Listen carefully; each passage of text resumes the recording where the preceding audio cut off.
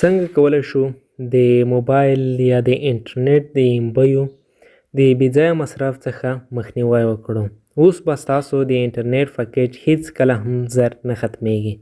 که تاسو په موبایل کې یوازې یو سیټینګ ترسره کړئ نو هیڅ کله به هم ستاسو د موبایل امبیانې زر نه ختمیږي.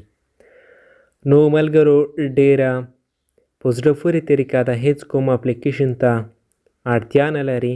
نو ملګرو دا ویډیو تر پای وګورئ ځکه د ویډیو په اخر کې تاسو ته دا ډول سره یو سټیپ ښایم چې تاسو به هیڅ کله هم د پکیج د زر ختمېدو سره مخامخ نشئ.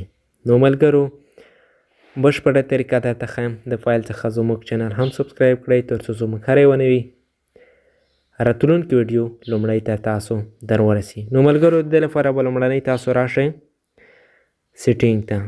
سیټینګ باندې به کلیک وکړئ. نو رځوب سیټینګ باندې کلیک کوو. دلته به ملګرو تاسو لاندې راشئ.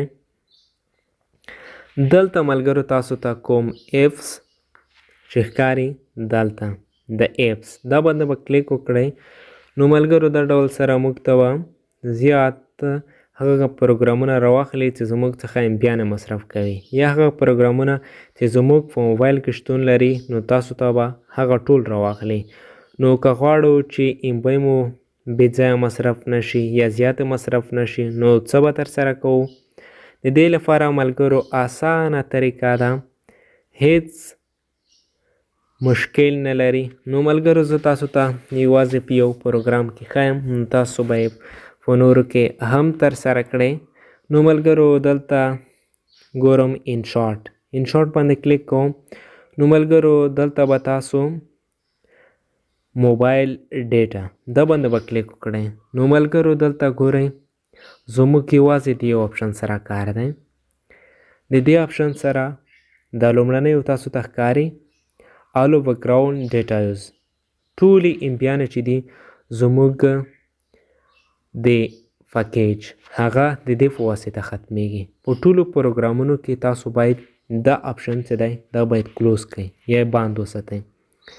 نو بیا به ستاسو امبیانې هیڅ کله هم بېځایه نه مصرفیږي. ځکه ملګرو دا اپلیکیشنونه که تاسو په خپل موبایل کې اوپن کړي یا خلاص کړي هم نه وي بیا هم دوی تاسو ته د بیکګراوند ډیټا استعمالوي. نو ملګرو دلته لیکل شوي هم د په واضح ډول سره. نو ملګرو دا سټیپونه به تاسو دا به کلوز کړئ نو تاسو ډیټا به زر نه مصرفیږي. نو ملګرو دا یو اسانه طریقه ده.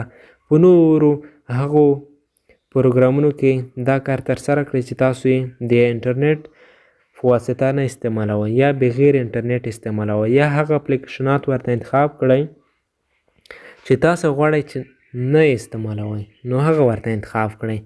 نو ملګرو دا یې طریقه او اسانه او ساده طریقه ده. ملګرو که ویډیو مو خوښه شوي نو یو لایک هم در سره ورکړئ. او که ملګرو په کومه ستونزه لرئ د ټکنالوژۍ اړوند نو کولی شئ زموږ سره یې په کامنټ باکس کې شریکه کړئ. موږ به تاسو ته انشاءالله په وخت ځواب درکوو. نو ملګرو چینل هم در سره سبسکرایب کړئ، د بیل ایکن هم کېکاږئ تر څو زموږ راتلونکي ویډیوګانو لومړنۍ ته تاسو در ورسي. تر بیا مو خدای سپارم ښې شپې ولرئ.